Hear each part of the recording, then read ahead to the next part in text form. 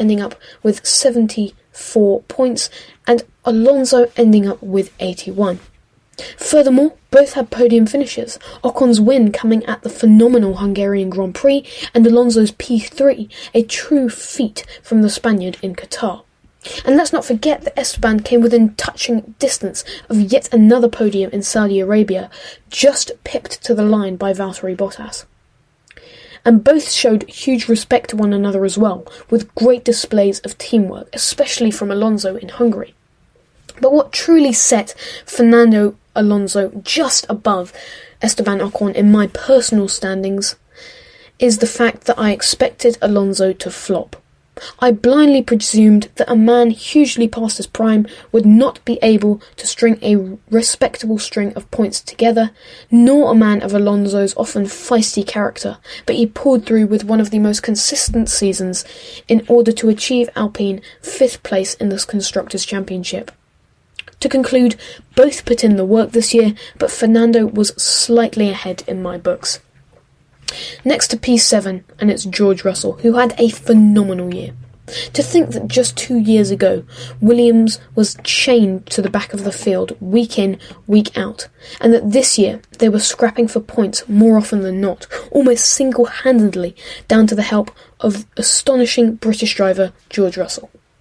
After a slow start to the season, George managed to put up some consistent Q3 appearances, the most astounding of which coming at Belgium, when he managed to achieve P2 on the grid, fractions of the time Max Verstappen set, which was converted through the blessing of a soaked Spa into a first podium in the sport, in a Williams. The trend of reaching new heights on Saturday's sessions continued in Russia, where he put in P3, yet again in the wet, but this time he was unfortunately swallowed up by the midfield. I think that George has done a great job this year, and his performance over the last 3 seasons is definitely worthy of a Mercedes seat in my opinion. The only bone that I have to pick with him is possibly attacking every overtake a little too hard, like when he, in my opinion, caused the massive crash between himself and Valtteri Bottas by getting onto the wet grass. However, all in all, it has been a great season for the Brit, and with Mercedes machinery I have no doubt that he will reach even further heights. Next to P6 and P5, and it's the Ferrari duo of Charles Leclerc and Carlos Sainz. The two were once again almost unsplittable throughout the season, with a largest points deficit of 20 points in Leclerc's favour at Spain, the farthest apart the two came all season. However, there were certainly signs of one driver having done better in comparison to the other, that driver being Carlos Sainz. What a debut season for Ferrari. After a relatively slow start, in which he qualified well but was unable to really convert that in the race, he got into the swing of things, taking 4 podiums on the year to his teammate Charles's 1, and finished 2 places above him in the championship. Charles Leclerc has been in the Ferrari seat for the last 3 seasons now, and I expected him to comfortably beat his new teammate, but Carlos really surprised me. However, I do see Charles getting his comeuppance this year, but that is for another time. Now for P4, and a decision that may surprise you. It's Lewis Hamilton. Despite his excellent finish to the season, in which he won 3 of the final 4 races, he made some uncharacteristic errors along the way, such as at the Emilia-Romagna Grand Prix, when he slid off the track trying to overtake a backmarker, and in Baku, when he left on brake magic, denying him a certain victory. And despite convincingly beating his teammate, this didn't seem to be the same dominant Lewis Hamilton that we have seen over the turbo-hybrid era. However, there is no denying that he still has a huge level of racing acumen, which, as I said before, was especially prominent in the final few races, specifically Brazil, where he battled back from a total of 25 places worth of grid penalty to take the victory in dramatic fashion in favour of championship rival Max Verstappen. However, with the technical regulations set to shake up the pack, there is always the question of Will 2020 have been Lewis's final championship victory? Will he and Michael Schumacher forever be locked together as the most dominant in history? Let's find out. It's now time for the top 3, and the first driver to grace my podium is possibly the most underrated and unnoticed of stars this season, and my personal most admirable driver of the year, Pierre Gasly. What a season for him! He was one of the most consistent qualifiers of the whole year, only missing out on Q3 4 times, those times in which he missed out often only fractions off a Q3 time. He also really delivered on race day, reaching the top 6 9 times, including that one-off podium at Baku.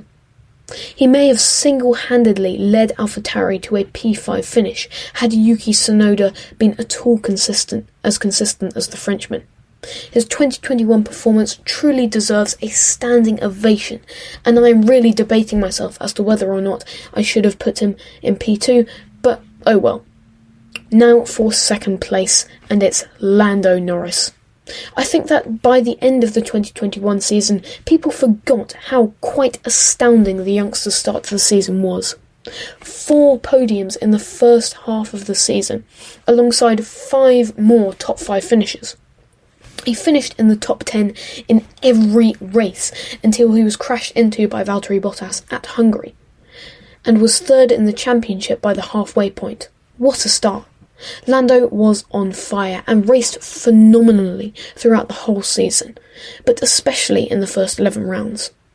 Despite the crushing miscalculation by the Brit in Russia, where he decided not to come into the pits to change for Inters, he was in a winning position for the majority of the race and took an excellent pole the day before.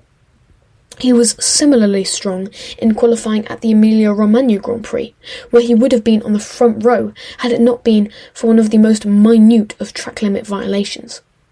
Despite the performance of the McLaren dropping off considerably near the end of the season, which resulted in Ferrari taking 3rd in the Constructors' Championship, as well as Carlos Sainz's late podium, meaning that he secured P5, Norris still managed to bag a very respectable 6th.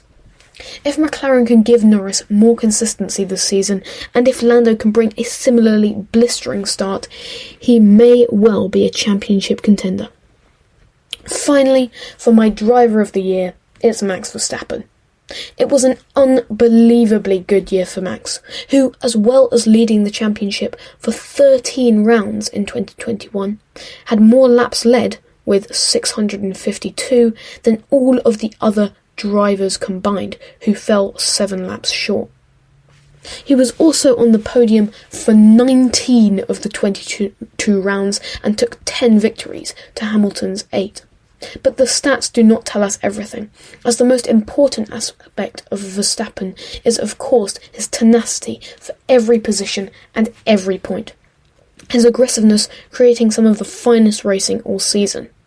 Even when he was utterly uncompetitive, he was exciting to watch, such as when he locked horns with Mick Schumacher at Hungary, despite having only half a barge board.